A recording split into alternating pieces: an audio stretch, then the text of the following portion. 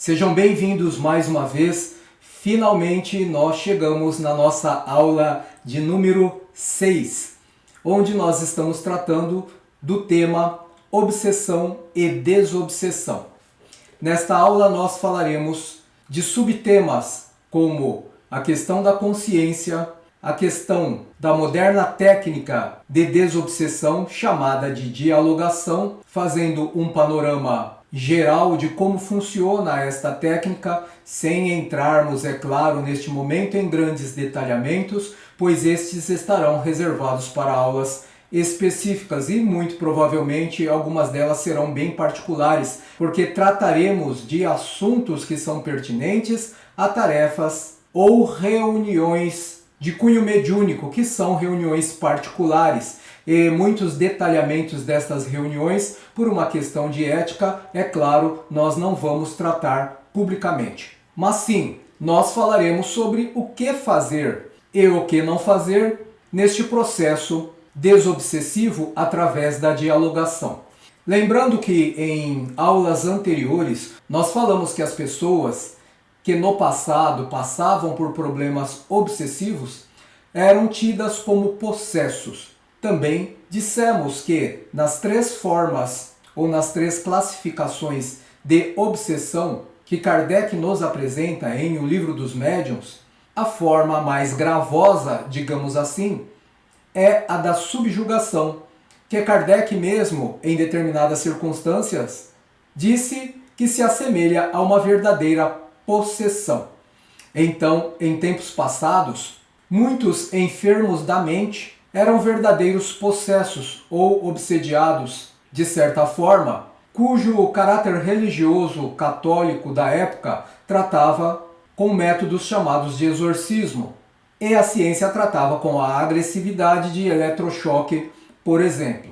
Mas à medida em que o conhecimento espiritista foi tomando corpo dentro da sociedade, outras técnicas terapêuticas não agressivas, mas sim interpretativas da psique e do comportamento humano foram ganhando espaço e suavizando desta maneira as práticas empregadas para a libertação do indivíduo humano deste acrisolamento tão terrível que é a obsessão. De outra sorte também, esta mesma evolução foi capaz de traçar metodologias educativas para que o indivíduo humano compreendesse a si mesmo e, compreendendo a si mesmo, pudesse, pelo autoconhecimento, estabelecer o autodomínio. E é o autodomínio que permite a qualquer indivíduo a equilibração necessária que mantém a sua harmonia. A harmonia que é a responsável pela plenitude e a plenitude que representa, por conseguinte, a felicidade de nós outros. Existem formas educativas mais simples e acessíveis a qualquer compreensão humana.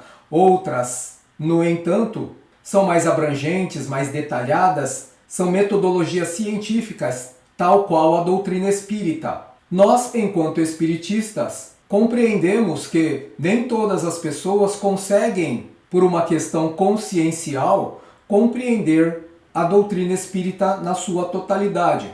Alguns compreendem e se sentem muito à vontade com seu aspecto religioso, outros com seu aspecto filosófico, mas poucos conseguem interiorizar a tríplice esfera de conhecimento da doutrina espírita: ciência, filosofia e religião.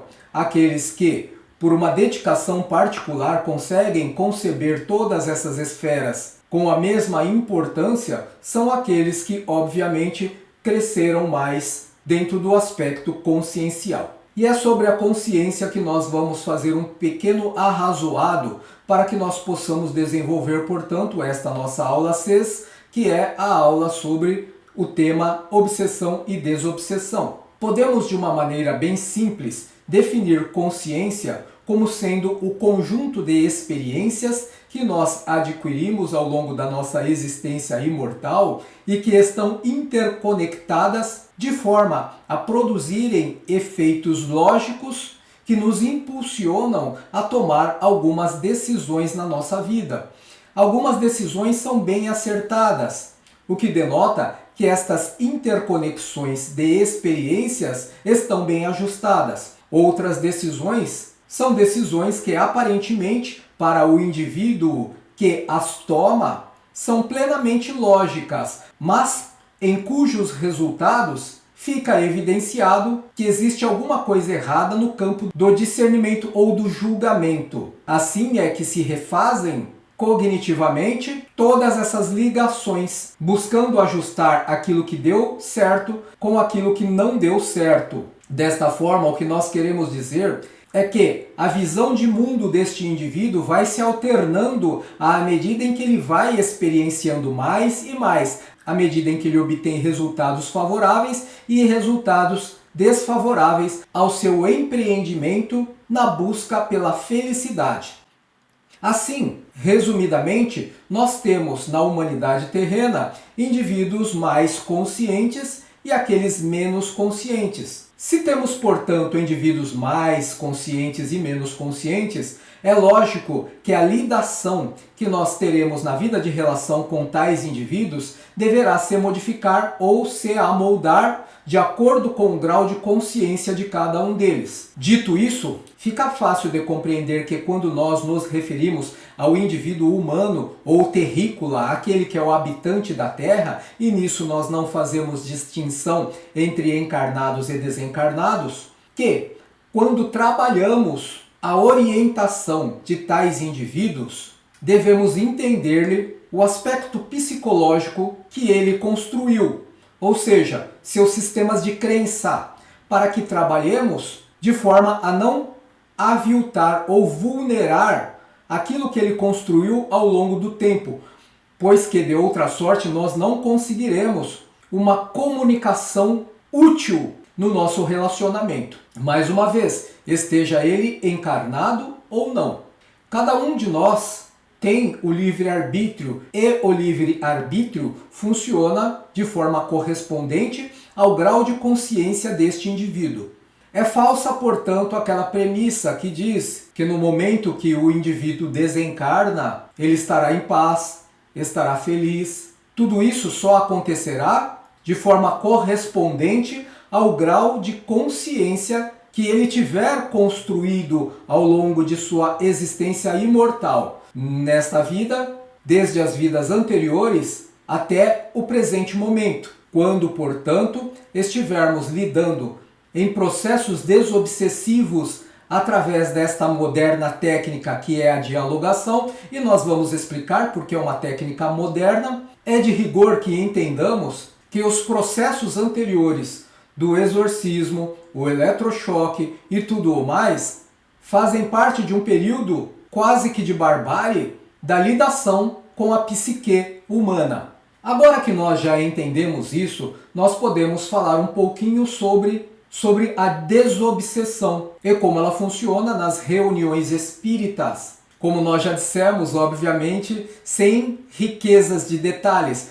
mas apenas para dar uma noção bem abrangente de que não existe nada de místico, nada de milagroso no processo e tudo é ciência. Os processos de desobsessão na terapêutica espírita funcionam através do intercâmbio, através do campo mental. Todas as ideias, pensamentos, sentimentos de aquele outro desencarnado são assimiladas pelo encarnado.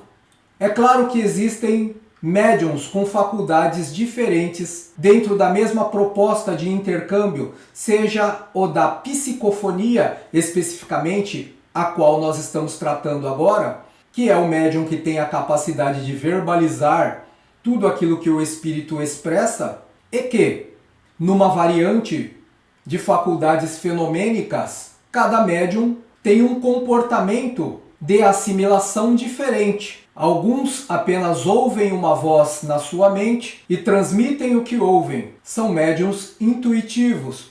Outros médiuns são parcialmente envolvidos por estes espíritos e transmitem as informações como se fossem os próprios desencarnados que tivessem a transmitir, mas eles sabem exatamente ou parcialmente aquilo que está acontecendo e aquilo que eles estão falando. Depois, seja no momento em que o fenômeno está a acontecer, seja depois que o fenômeno aconteceu. E existem aqueles outros que são chamados os médiuns inconscientes. E estes praticamente se afastam do seu corpo, há um desdobramento do espírito daquele médium, cedendo lugar para o espírito desencarnado. O primeiro esclarecimento que fizemos, portanto, foi sobre os níveis de consciência, mais ou menos consciente, e depois falamos sobre o processo de intercâmbio. Agora, o que nós falaremos é sobre os modos da prática de desobsessão. O espírito desencarnado se aproxima ou voluntariamente ou por evocação, ou de acordo com a proposta do trabalho a ser realizado. E através de um médium que possui condições não morais, mas condições orgânicas, vibratórias, energéticas, para que haja esta assimilação.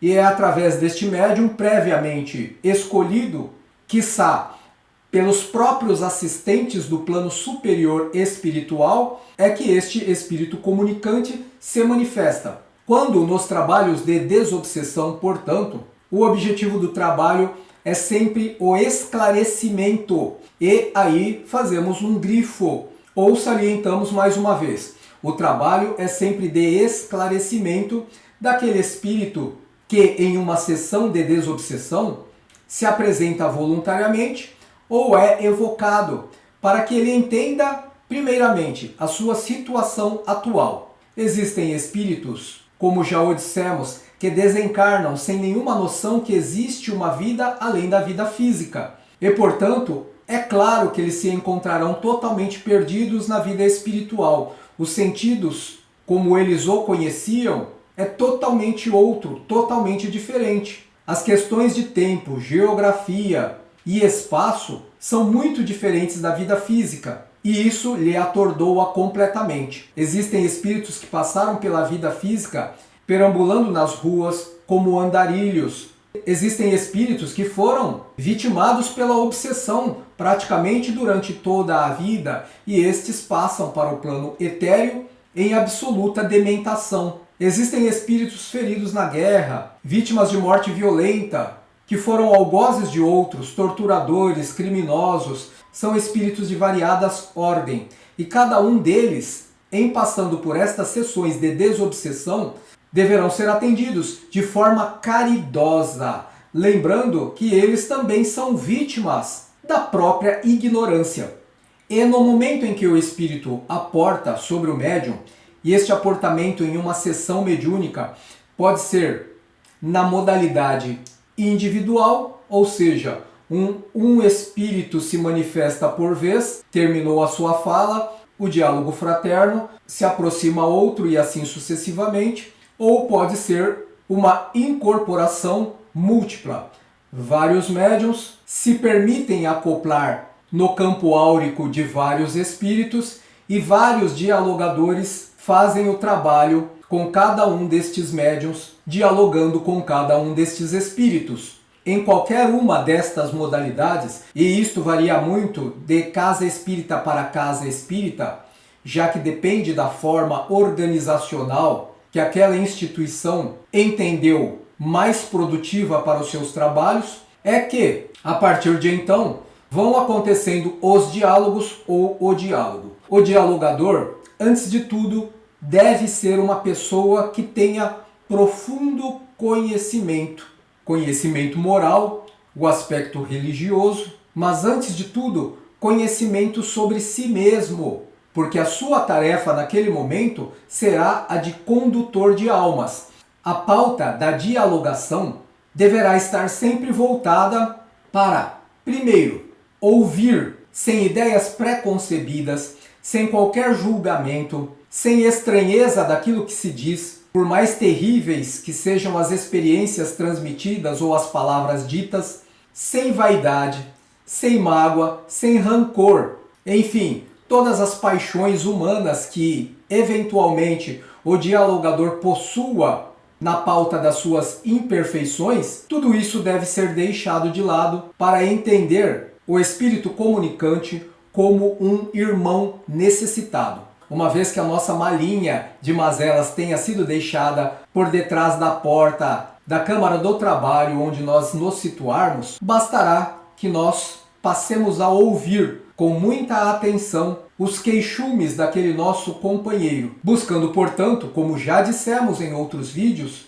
identificar o ponto monoideístico daquela fala, ou seja, qual é a questão central da aflição humana. Pode ser uma vingança, poderá ser um sentimento de posse, poderá ser qualquer coisa que nós teremos que identificar como uma ideia fixa, um desejo muito forte que aquele companheiro manifeste. E é aí que entra a habilidade do dialogador de provocar reflexões imediatas através de perguntas pontuais do tipo: eu entendo a sua revolta, mas o que o encarnado que você está a perseguir tem a ver com isso?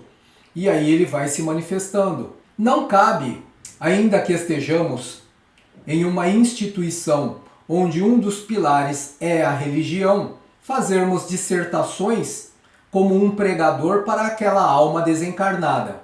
Isto não tem nenhum efeito sobre ele. O trabalho na dialogação é técnico, é de ordem psicológica, é uma investigação na área da psicanálise. É entender o problema para ajudar aquele companheiro a encontrar soluções que o libertem daquele acrisolamento emocional. Quando as coisas pareçam muito difíceis, já que a mente humana é um conjunto intrincado de experiências de difícil solução, porque se fosse de fácil solução, muito provavelmente o próprio desencarnado teria solucionado por si mesmo. Mas uma vez que ele depende de nós para entender a sua situação e renovar o seu comportamento para algo mais promissor aos anseios de felicidade, talvez em algum momento, ou certamente, será necessário que resolvamos questões circunstanciais da sua problemática antes mesmo de nos aprofundarmos na pauta monoideística. E é aí que nós desviamos um pouco o foco das nossas atenções para a periferia psíquica do indivíduo. Como, por exemplo, faz tanto tempo que você está ao lado desse nosso companheiro atacando-o, você já parou para perceber como você se encontra? Está com sede? Com fome? Sente dores? Algumas dessas perguntas, de certo, representam uma parte do problema da maioria dos companheiros do plano astral que se encontram nesta condição de perseguição. E quando a resposta for positiva, sim, tenho este problema, você se dispõe a resolver este problema. Uma vez que você resolva um problema circunstancial, é de rigor que aquele coração dantes extremamente endurecido flexibilize-se um pouco e baixe os escudos defensivos, permitindo que você avance ainda mais. Porque foi o que nós dissemos, aquela consciência, os seus sistemas de crença de muitos anos não poderão ser dissolvidos de uma hora para outra. É necessário muita habilidade, muita proposta de reflexão para que aquele indivíduo compreenda que ele não está chegando a lugar nenhum, que tudo que ele está a fazer está sendo prejudicial a si mesmo. Ele poderá até dizer: você está falando tudo isso para mim, para que eu me afaste dele. O que você quer é que ele pare de sofrer, mas ele merece sofrer. E eu não vou me afastar dele. A psicologia sincera, porque o dialogador deve ser sincero em todas as suas palavras, e é por isso que ele deve entender a sua proposta de trabalho, que é auxiliar o próximo, auxiliar os que sofrem, não interessa se seja o perseguidor ou o perseguido. Neste momento, ele vai falar do fundo do seu coração. As minhas palavras poderão até parecer estranhas para você, mas aquilo que eu sinto, você também poderá sentir. Então eu te falo do fundo do meu coração. Não é isso, meu irmão. Eu não me interesso por aquele outro que você está a perseguir, porque aquele outro já tomou consciência da sua situação e ele está buscando auxílio. E quem busca, encontra. Quem procura sempre acha, mas você ainda se encontra perdido, sem a mínima noção do que está a acontecer contigo. Perceba como você se encontra nesse momento. Você se encontra com uma aparência saudável, feliz? Os seus sentimentos lhe favorecem a plenitude e a felicidade? Será neste momento em que as tuas palavras, carregadas As tuas palavras, carregadas do magnetismo do amor, farão com que ele reconsidere você não como um protetor do outro, mas como uma pessoa extremamente interessada nele. E é neste momento que ele refletirá sobre a sua situação atual e dirá: não, realmente eu não estou bem. Eu aceito um copo d'água, eu aceito qualquer coisa que você possa me dar para aplacar a minha fome. Eu aceito qualquer coisa que você possa me dar para mitigar as minhas dores. E aí você oferecerá a ele os recursos magnéticos que você for capaz de produzir em concurso com os espíritos superiores que ali estão. Uma vez que você fizer isso e lhe perguntar: e agora, como você se sente?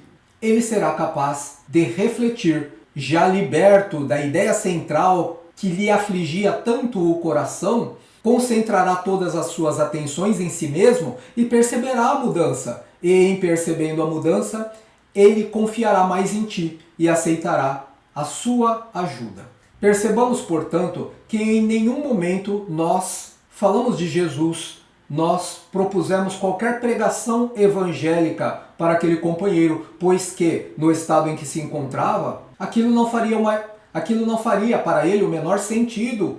O que ele precisava seria de efeitos patentes, imediatos, de ações eficazes, para que ele pudesse enxergar um outro caminho. Nesse instante você poderá até estar pensando como uma pessoa que se propõe a falar de obsessão e desobsessão, um tema recorrente no cenário espiritista ou entre o cenário espiritualista, está a me dizer que a evangelização não faz parte do processo. É uma dúvida recorrente. E sim, não faz parte do processo. Ela pode até ser implementada de uma forma abreviada dentro do diálogo que nós estamos desencumbindo.